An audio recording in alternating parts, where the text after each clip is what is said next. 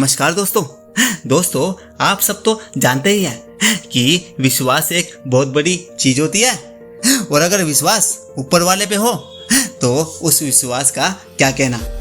चलिए इसको अच्छे से समझने के लिए मैं आपको एक छोटी सी कहानी सुनाता हूँ। यह कहानी आप लोगों को बहुत पसंद आएगी। चलिए मैं शुरू करता हूँ। राजपुर नगर में दो व्यक्ति शामू और झामू रहते थे।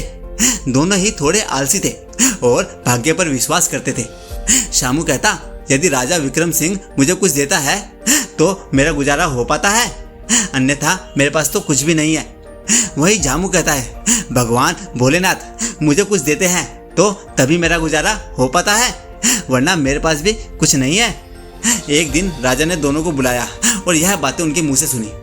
राजा विक्रम सिंह ने एक गोल कद्दू मंगाया और उसके बीज निकालकर शामू को दे दिया, जिसका मानना था कि राजा ही है जो कुछ देता है, उसी से उसका गुजारा होता है।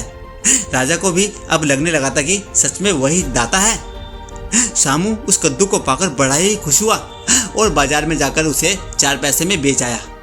थोड़ी देर बाद उधर से झामू गुजरता है, जो सोचता था कि भगवान शिव ही है जो उसे कुछ देते हैं, उसी से उसका गुजारा हो पाता है। झामू ने वह कद्दू 6 पैसे में खरीद लिया।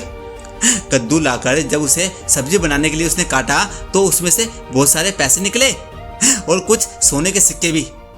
वह उसे देखकर बहुत ही आश्चर्यचकित हुआ। यह बात जब राजा तक पहुंची तो राजा का घमंड अब टूट चुका था।